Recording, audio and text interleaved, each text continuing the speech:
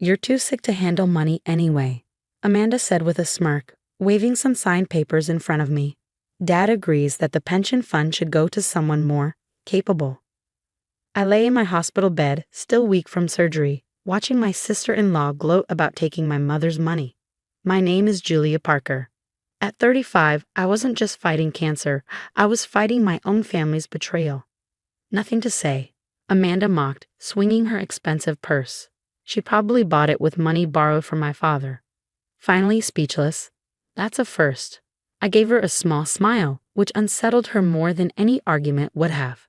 "Thanks for letting me know," I said, my voice quiet but steady. What Amanda didn't know was that my mother had been smarter than anyone realized.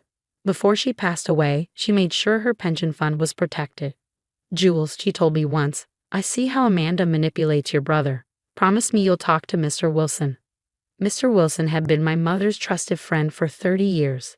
After her funeral, he showed me the real documents, the ones that kept the fund safe. The papers Amanda held, they were worthless.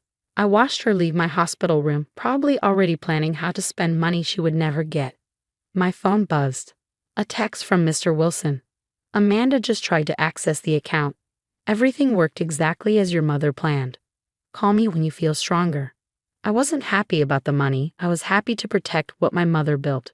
She spent 30 years as a teacher, saving every penny for her children's future. But when my brother Mark married Amanda, everything changed. Amanda came into our lives 5 years ago, full of charm and big promises. Mark fell for her instantly, but Mom saw the truth. "Watch how she treats waiters," Mom once said. "Watch how she talks about money that isn't hers." She was right. A year after the wedding, Amanda convinced Mark to quit his job to follow his dreams that always needed my father's money. When Mom passed away, Dad was too heartbroken to see what was happening. Amanda played the perfect daughter-in-law, telling him, "Your wife would want us to be happy," while taking advantage of his grief. The day I was diagnosed, Amanda stopped pretending. She started visiting Dad more, acting concerned about me. "Julia has enough stress," I heard her say once. "She shouldn't have to worry about finances. Mark and I can take care of everything." I let her think she was winning. I knew Mom had already outsmarted her. The pension fund was locked in a trust, with rules Amanda's fake papers couldn't break. My phone buzzed again. Another text from Mr. Wilson. Should I tell her now or let her figure it out when the transfer fails? I smiled. "Let her figure it out," I typed. "She needs to learn the hard way."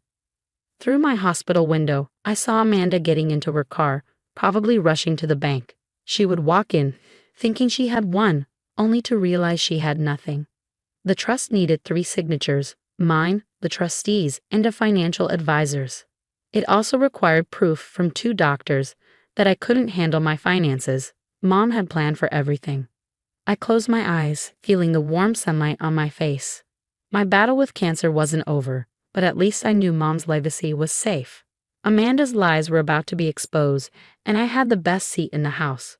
My nurse walked in and saw my small smile. "Good news?" she asked. "Just justice," I said. "Sometimes it comes in unexpected ways." I thought of Mom's last words again. "Promise me you'll talk to Mr. Wilson." She had known this day would come. She had protected me, even after she was gone. 3 hours after Amanda left my hospital room, my phone rang. Mr. Wilson's name appeared on the screen, and I could already guess what had happened at the bank. "Julia," he said, his voice full of amusement. "I thought you'd like to hear this." I adjusted my hospital bed and sat up. "Tell me everything." "Your sister-in-law stormed into the bank like she owned the place. She was sure your father's signature was enough. You should have seen her face when the manager told her the documents weren't valid." I could picture it, Amanda tapping her nails on the counter, her confident smile fading as she realized she had no control. "The best part?" Mr. Wilson continued. "She demanded to speak to me. When I explained the trust's rules, she went pale. Mom's plan had worked perfectly. The trust wasn't just locked. It had a clause that triggered a full review of all family finances if anyone tried fraud. That meant every loan Amanda convinced my father to give, every fake investment from Mark's failed businesses would now be investigated. "She's heading to your father's house now," Mr. Wilson warned. "She'll try to fix this somehow." Right on cue, my phone buzzed with texts from Mark. "What did you do?" Amanda's crying. Why are you making things so difficult? I hadn't done anything. Mom had already handled it. Instead of Amanda or Mark, my next visitor was my father. He looked exhausted, older than before. The bank called, he said, sitting down. They're launching an audit. Something about fraud. I met his gaze. Did Amanda tell you what she did today? He shifted uncomfortably. She said she was trying to help. That handling Mom's money would be too much for you during treatment. Dad, I said gently, she brought me forged papers and gloated about taking Mom's money. Is that really helping? Silence filled the room. I could see him putting the pieces together, realizing how many times Amanda had used him, how much money she had taken. Your mother, he whispered, emotion thick in his voice. She knew this would happen, didn't she? That's why she set up the trust. I nodded. Mom wanted to protect us, all of us. He reached for my hand. I've been a fool, haven't I? Before I could answer, Amanda burst into the room, furious. You think you're so clever, she spat. Setting traps, turning everyone against me. I didn't set up anything, I said calmly. Mom did. She knew exactly who you were. Amanda, my father's voice was different now, firm, steady. It's time for you to leave. She turned to argue, but something in his face stopped her. Her mask of fake concern finally broke. Fine, she snapped. Keep your precious pension fund. But Mark and I still need your help with our business. You promised? No, Dad interrupted. No more promises. No more money. The bank is auditing everything, Amanda. Everything. Her face turned pale. Without another word, she stormed out, nearly bumping into Mr. Wilson at the door. Perfect timing, he said, watching her leave. I brought the audit paperwork. We've already found some interesting transactions. For the next hour, we went through the documents. My father's expression grew darker with each discovery. Amanda and Mark had taken over $200,000 in the past year, money wasted on fake businesses and failed ideas. I'll have to sell the beach house to cover this, Dad murmured. No, you won't, I reassured him. That's what Mom's pension fund was for, to protect us, not to fund Amanda's schemes. Mr. Wilson nodded. Your mother was a remarkable woman, Julia. She planned for everything. As they left, I saw my father standing taller, like a weight had been lifted. The truth had hurt, but it had also set him free. My phone buzzed again, this time from Mark. Amanda's leaving me, says this family is toxic. What am I supposed to do now? I stared at the message, thinking of Mom's wisdom. Finally, I replied, Come home, Mark. It's time to rebuild, the right way this time.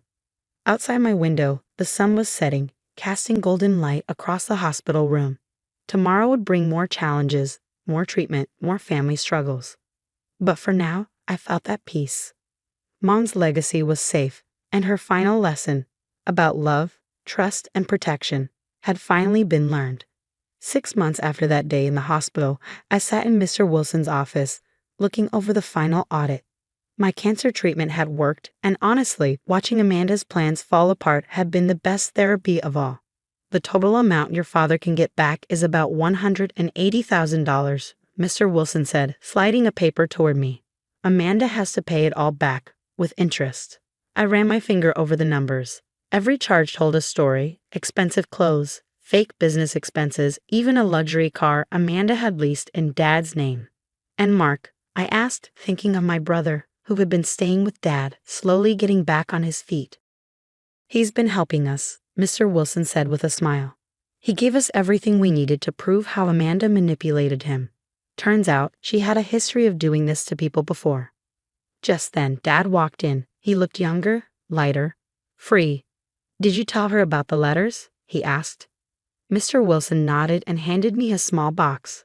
Your mother left these in case Amanda ever tried to take the pension fund. Inside were letters, each one addressed to a different family member. With shaking hands, I opened mine. My dearest Julia, if you're reading this, then everything I feared about Amanda has come true. But don't be angry, be grateful.